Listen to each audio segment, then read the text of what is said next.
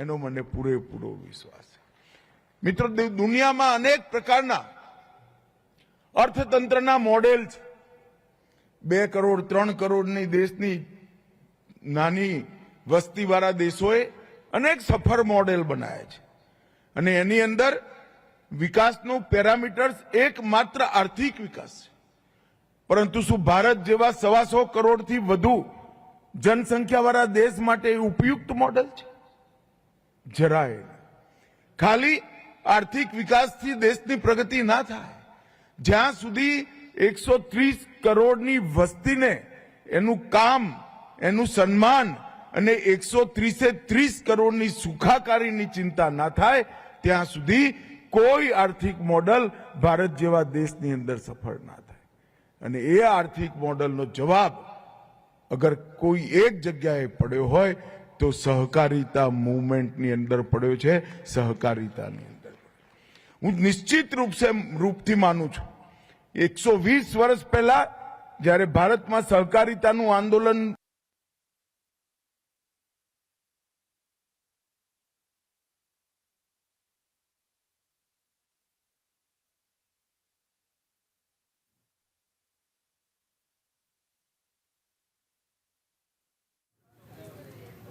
देखिए, गांधीनगर में अमित शाह को सुन रहे थे आप, जो कि गुजराती में संबोधन कर रहे थे।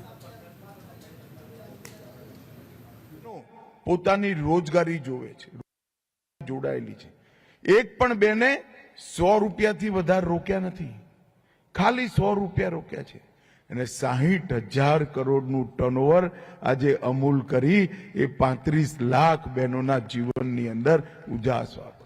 મેં આજ ગાંધીનગરમાં બનાસકાંઠાની એક બેનને 80 લાખનો ભાવ વધારાનો ચેક મારા હાથે આપ્યો છે। પગમાં સ્લીપર હતા અને બેને કાળજીપૂર્વક સાથે ઉભેલા એક ભાઈને કહ્યું, જોઈ લો તો જરા ચેક મારા નામનો છે, મને તો વાંચતા જ નથી આવડતું। આટલી ગરીબ અવસ્થામાંથી વર્ષના 80 લાખનો પગાર વધારો, દૂધના ભાવનો વધારો એક મહિલાના બેંક એકાઉન્ટમાં જમા થાય એ સહકારિતા સિવાય કોઈ ક્ષેત્રની અંદર। અને એટલા માટે જ અમદાવાદ ડિસ્ટ્રિક્ટ કોઓપરેટિવ બેંકને હું જ્યારે ચેરમેન હતો, ગામડાઓમાં જતો ત્યારે સૌ કહેતા નાના માણસોની મોટી બેંક છે અને સાચા અર્થમાં અમદાવાદ ડિસ્ટ્રિક્ટ કોઓપરેટિવ બેંકે નાના માણસોની મોટી બેંકનો મંત્ર ચરિતાર્થ કર્યો છે, એને સફળતાપૂર્વક।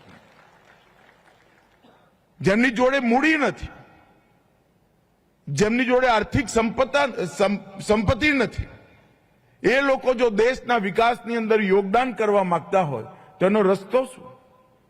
એમને કામ કરવું છે, હોશ છે, ધગશ છે, મહેનત કરવી છે, કામ કરવાની સમજણ પણ છે, પરંતુ મૂડી નથી।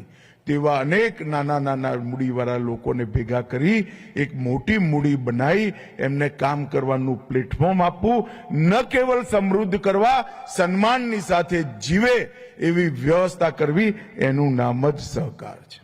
અને મિત્રો, એટલા માટે 70 વર્ષથી આ દેશની અંદર એક માંગ હતી, 70 વર્ષથી, કે સહકારિતા મંત્રાલય રાષ્ટ્રીય સ્તર પર થવું।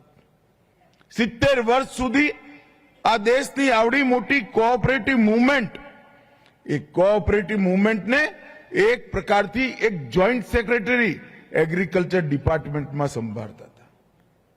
નરેન્દ્રભાઈ ગુજરાતથી કોઓપરેટિવ મૂવમેન્ટના ચમત્કારો જોઈને દિલ્હી ગયા હતા।